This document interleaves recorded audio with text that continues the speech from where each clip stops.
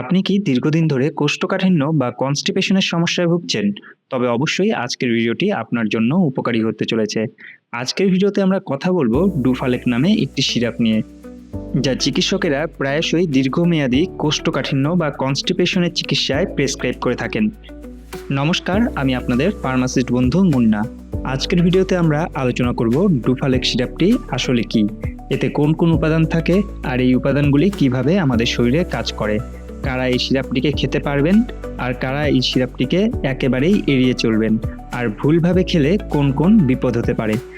সমস্ত বিষয় বিস্তারিত জানতে ভিডিওটি শেষ অবধি দেখতে থাকুন। ডুফালেক সিরাপটির মূল উপাদান হিসাবে থাকে ল্যাকটুলোজ। এটি একটি অসমোটিক লাক্সাটিভ, অর্থাৎ এমন একটি ওষুধ যা অন্ত্রের জল টেনে এনে মলকে নরম করে এবং সহজে বের হতে সাহায্য করে। তবে এটি কোনো প্রকার স্টিমুলেন্ট লাক্সাটিভ নয়, অর্থাৎ এটি অন্ত্রে কোনো প্রকার সংকোচন ঘটায় না।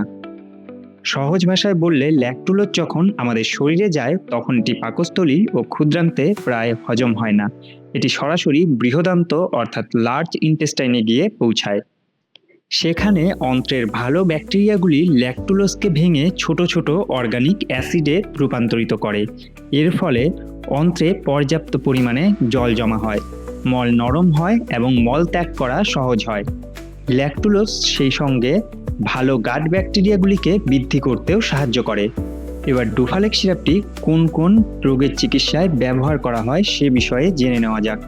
যারা দীর্ঘমেয়াদী কোষ্ঠকাঠিন্য অর্থাৎ ক্রনিক কনস্টিপেশনের সমস্যায় ভুগছেন, তাদের চিকিৎসার ক্ষেত্রে ডুফালেক সিরাপটি ব্যবহার করা যেতে পারে। পাইলস বা অ্যানাল ফিশারের ক্ষেত্রে মল শক্ত হলে রক্তক্ষরণের ঝুঁকি থাকে, সেই ক্ষেত্রে মল নরমের জন্য ডুফালেক সিরাপটি প্রেসক্রাইব করা হয়। অনেক সময় অপারেশনের পর চাপ দিয়ে মল ত্যাগ করা উচিত নয়, সেই সময় মল নরম রাখার জন্য ডুফালেক সিরাপটি ব্যবহার করা হয়। হেপাটিক এনসেফালোপ্যাথি, যা একটি লিভারের বিশেষ রোগ, এই রোগের ক্ষেত্রে শরীরে অ্যামোনিয়ার পরিমাণ বেড়ে যায়। এই অ্যামোনিয়া যাতে শরীরে বেড়ে না যায়, তার চিকিৎসার ক্ষেত্রেও ডুফালেক সিরাপটি ব্যবহার করা হয়। বেশিরভাগ ক্ষেত্রে ডুফালেক সিরাপের ডোজ রোগীর বয়স, রোগের ধরনের উপর নির্ভর করে। প্রাপ্তবয়স্কদের ক্ষেত্রে 15 থেকে 30 ml দিয়ে শুরু করা যেতে পারে, পরে চিকিৎসক প্রয়োজন অনুযায়ী ডোজ কম বা বেশি করতে পারেন। শিশুদের ক্ষেত্রে ডোজ সম্পূর্ণ আলাদা হয়, তাই শিশুদের ক্ষেত্রে অবশ্যই শিশু বিশেষজ্ঞর পরামর্শ নিয়েই ওষুধটি খাওয়ানো উচিত।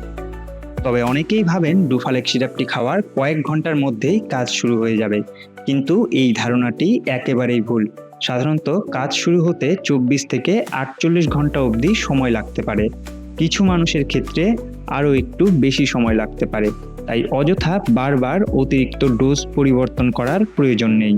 এবার ডুফালেক সিরাপের সম্ভাব্য পার্শ্ব প্রতিক্রিয়াগুলি সম্বন্ধে জেনে নেওয়া যাক। বেশিরভাগ মানুষের ক্ষেত্রেই এটি খুব ভালোভাবে সহ্য হয়, তবে কিছু ক্ষেত্রে যে সাধারণ পার্শ্ব প্রতিক্রিয়াগুলি দেখা যায় সেগুলি হলো পেট ফাঁপা, গ্যাসের সমস্যা, পেট মোচড়ানো, বমি বমি ভাব, বেশি ডোজ নিলে ডায়রিয়া অবধি হতে পারে। যদি বারবার পাতলা পায়খানা হয় বা শরীর দুর্বল লাগে, সেক্ষেত্রে ওষুধটি বন্ধ করে চিকিৎসকের পরামর্শ নিতে হবে।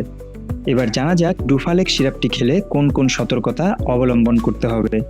যাদের গ্ল্যাক্টোসোমিয়ার সমস্যা রয়েছে, অন্ত্রে বাধা অর্থাৎ ইন্টেস্টাইনাল অবস্ট্রাকশন রয়েছে, তীব্র পেটের ব্যথা যার কারণ জানা নেই, সেই সব ক্ষেত্রে ডুফালেক সিরাপটি খাওয়ার পূর্বে অবশ্যই চিকিৎসকের পরামর্শ গ্রহণ করতে হবে।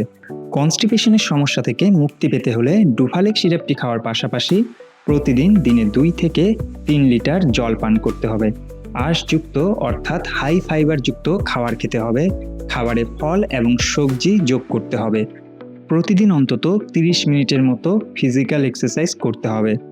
সুতরাং যা বোঝা গেল, ডুফালেক বা ল্যাকটুলোজ একটি কার্যকর অসমোটিক লাক্সাটিভ। এটি কোষ্ঠকাঠিন্যে মল নরম করতে সাহায্য করে, বিশেষ ক্ষেত্রে যেমন হেপাটিক এনসেফালোপ্যাথিতেও ব্যবহার করা হয়।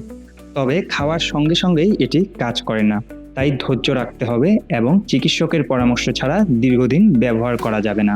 ভিডিওটি যদি আপনার ভালো লেগে থাকে তাহলে ভিডিওটিকে লাইক করতে, আপনার বন্ধু পরিজনদের সঙ্গে শেয়ার করতে এবং স্বাস্থ্য ও ওষুধ সম্পর্কিত এমন ধরনের বৈজ্ঞানিক তথ্য পেতে মেড ইনফো বেঙ্গলি চ্যানেলটিকে সাবস্ক্রাইব করতে ভুলবেন না। ভালো থাকুন, সুস্থ থাকুন, দেখা হচ্ছে আবার আরেকটি নতুন ভিডিওতে। ধন্যবাদ।